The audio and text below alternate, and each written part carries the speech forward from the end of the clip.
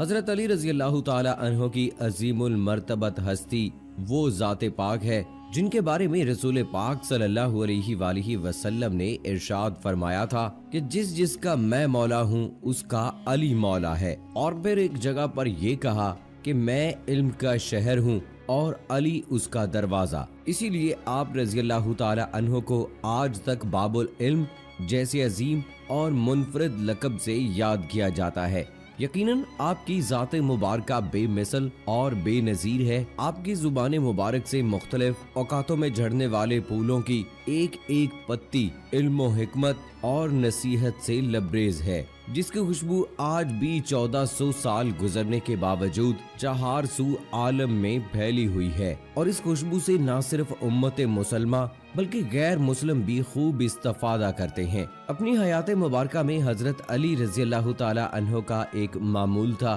کہ وہ علمی مجالس سجا کر بیٹھ جاتے اور لوگوں کی جانب سے پوچھے گئے زندگی کے متعلق مختلف سوالات کے تشفی جوابات دیتے۔ ایسی ہی ایک مجلس میں مولا علی علم و دانش کے موتی بکھیر رہے تھے کہ ایک شخص آیا اور پوچھنے لگا کہ یا علی مجھے یہ بتائیے کہ میری موت قریب آنے کی نشانیاں کیا ہے، میں کس حال میں اور کہاں مروں گا۔ ایک اور روایت میں یہ واقعہ کچھ ان الفاظ میں بیان کیا گیا ہے کہ اس شخص نے حضرت علی رضی اللہ تعالی عنہ سے یہ سوال پوچھا کہ یا علی مجھے یہ ارشاد کیجئے کہ کون لوگ جلدی مر جاتے ہیں اور کس عادت کے سبب لوگ زیادہ لمبی عمر پاتے ہیں۔ اس تجسس سے بھرپور اور بظاہر مشکل نظر آنے والے سوال کا جواب کس اختصار اور خوبصورتی سے دیا آج کی ویڈیو میں آپ کو بتائیں گے، لیکن ویڈیو کی تفصیل میں جانے سے پہلے آپ سے گزارش ہے کہ اگر آپ نے ابھی تک ہمارا چینل صراط الحق سبسکرائب نہیں کیا ہے تو ابھی سبسکرائب کریں اور ساتھ میں بیل آئیکن کو ضرور پریس کریں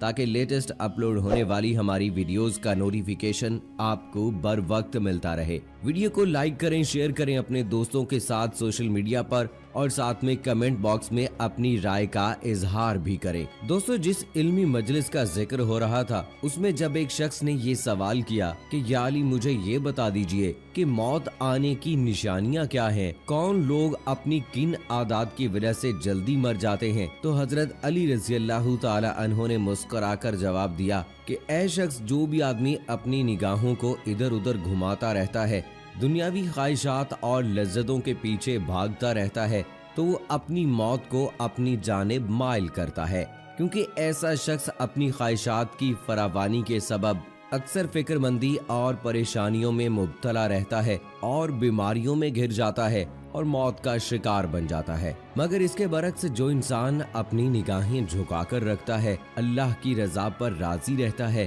تکلیف پر صبر اور نعمتوں پر شکر ادا کرتا ہے اور اپنے آپ کو کچھ نہیں سمجھتا، تو وہ انسان اپنی ہلاکت سے دیر تک بچا رہتا ہے۔ دوستو، آپ لوگوں نے محسوس کیا ہوگا کہ حضرت علی رضی اللہ تعالی عنہ نے کن خوبصورت اور مختصر الفاظ میں زندگی کا کتنا بڑا فلسفہ اس شخص تک پہنچا دیا۔ آج 14 صدیاں گزرنے کے بعد سائنس اس نتیجے پر پہنچی ہے کہ آج کی دنیا میں خواہشات کی فراوانی کے سبب لوگ انگزائٹی اور ہائپر ٹینشن کا شکار ہو کر لوگ مختلف بیماریوں میں مبتلا ہو جاتے ہیں، اور بالآخر ہم دیکھتے ہیں کہ اس وقت اوسطاً عمر اس وقت دنیا میں صرف اور صرف 50 سے 60 سال رہ گئی ہے۔ تو قربان جائیے حضرت علی رضی اللہ تعالی عنہ کی حکمت اور دانش مندی پر کہ آج سے 14 صدیاں پہلے ہی آپ نے اس بات کا احاطہ کیا اور وہ نقطہ آشکار کر دیا کہ جس کے سبب لوگ اپنی زندگیاں کھونا شروع ہو جائیں گے۔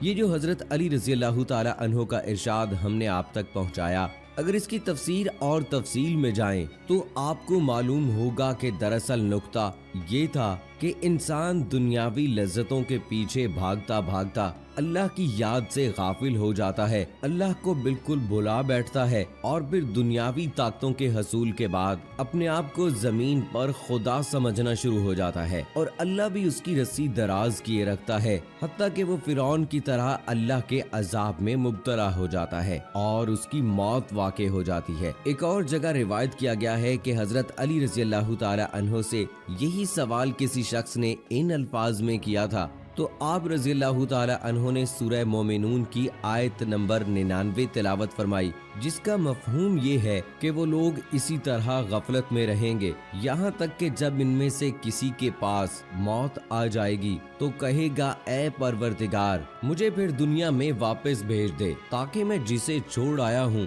وہ نیک کام کیا کروں۔ ہرگز نہیں، یہ ایک ایسی بات ہے کہ وہ اسے زبان سے کہہ رہا ہوگا اور اس کے ساتھ عمل نہیں ہوگا، اور اس کے پیچھے برزخ ہے جہاں وہ اس دن تک رکھا جائے گا جب تک دوبارہ اٹھا نہ لیا جائے۔ تو دوستو، اگر آپ ان دونوں ارشادات عالیہ کو ملا کر پڑھیں تو تب جا کر ایک مکمل تصویر بنتی ہے۔ آپ کی سمجھ میں آئے گا کہ حضرت علی رضی اللہ تعالی عنہ نے جو پہلا ارشاد کیا کہ جو شخص اپنی نگاہوں کو ادھر ادھر گھماتا رہتا ہے، جو شخص دنیاوی لذتوں کے پیچھے بھاگتا رہتا ہے، وہ جلد موت کا شکار ہو جاتا ہے۔ اس کے پیچھے یہ ریزن تھی جو قرآن کریم کی سورہ مومنون کی آیت نمبر 99 میں اللہ تعالیٰ نے انسانوں کو مخاطب کرتے ہوئے یہ سبق دیا۔ یہ غفلت میں پڑے رہتے ہیں حتیٰ کہ ان کی موت کا وقت آ جاتا ہے، اور پھر یہ تعصب کا شکار ہو کر پچھتاوے میں مبتلا ہو کر اللہ تعالیٰ سے یہ عرض گزارتے ہیں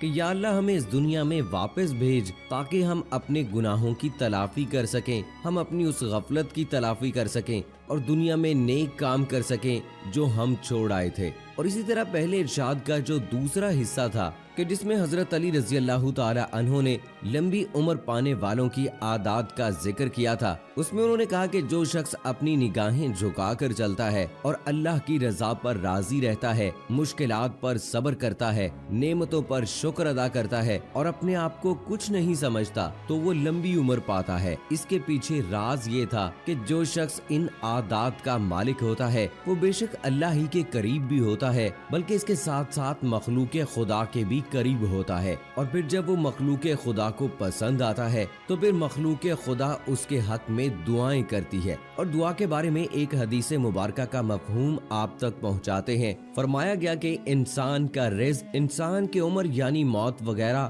سب لوح مقدر میں لکھے جا چکے ہیں اور ان کو کچھ تبدیل نہیں کر سکتا سوائے دعا کے۔ یعنی اگر کوئی شخص کسی دوسرے شخص کی درازی عمر کی دعا کرے اور ہو سکتا ہے کہ اللہ اس کی دعا کی وجہ سے اس کی عمر بڑھا بھی دے۔ تو دوستو، رسول اکرم صلی اللہ علیہ وآلہ وسلم نے جو نصیحت کی تھی نا کہ مومن کی فراست سے ڈرو کیونکہ وہ اللہ کے نور سے دیکھتا ہے، تو اس کی بلیغ ترین مثال حضرت علی رضی اللہ تعالی عنہ تھے، کیونکہ ہم نے دیکھا کہ بظاہر ایک چھوٹے اور مختصر سے کتنی بڑی حکمت اور دانش مندی پوشیدہ تھی، اور ان چند الفاظ کے پیچھے علم کا کتنا بڑا سمندر تھا کہ باقاعدہ ہم نے آپ کو لنک کر کے بتایا کہ کس طرح حضرت علی رضی اللہ تعالی عنہ نے ایک آیت کی بنا پر اس شخص کو مشکل سوال کا جواب دیا۔ دوستو، زندگی اور موت کے بارے میں انسانی تجسس کوئی نئی بات نہیں ہے۔ یہ زمانہ اول سے انسان کے ذہن میں یہ سوال کھٹکتا رہتا تھا کہ آخر مجھے یہ کیوں نہیں معلوم ہو پائے گا کہ میری موت کس عالم میں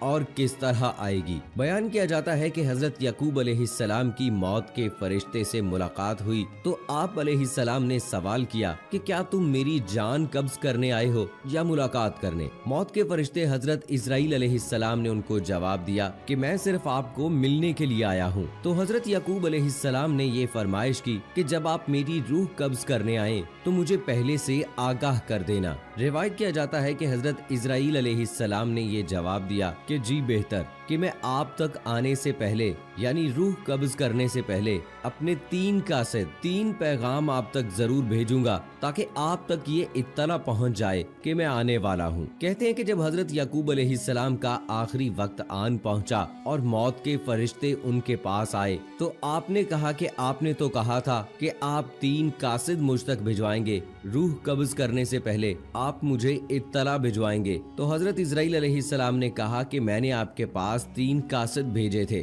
جب آپ کے جسم کے سیاہ بال سفید ہو گئے تو یہ میرا پہلا قاصد یعنی پہلا پیغام تھا۔ اس کے بعد آپ کے جسم کی توانائی اور چستی ختم ہو گئی، یہ میرا دوسرا پیغام تھا۔ اور پھر جب آپ کا بدن ضعف اور کمزوری کی وجہ سے جھک گیا، دوہرا ہو گیا، تو یہ میرا تیسرا پیغام، تیسرا قاصد تھا جو آپ تک پہنچا۔ اے یعقوب علیہ السلام، ہر انسان کے پاس میرے یہی 3 قاصد آتے ہیں اور پھر میں اس کے بعد ان کی روح قبض کرنے آتا ہوں۔ دوستو، کتنے افسوس کی بات ہے، کتنے صدمے کی بات ہے کہ ہم روزانہ کی بنیاد پر یہ نشانیاں دیکھتے ہیں जो मौत की बयान कर दी गई हैं। हम ये अपने तक आते कासे देखते हैं, मगर फिर भी अपनी मौत को भुलाए बैठे हैं, फिर भी अपने अंजाम से, रोज़े आखिर से अनजान बैठे हैं और कुरान पाक की उस आयत की तमसील बने होते हैं जिसमें अल्लाह ताला ने फरमाया था कि ये ऐसे ही गफलत में रहते हैं जब तक इनके पास मौत का परवाना ना आ जाए, और फिर ये कहते हैं कि ए अल्लाह मुझे वापस दुनिया में भेज दे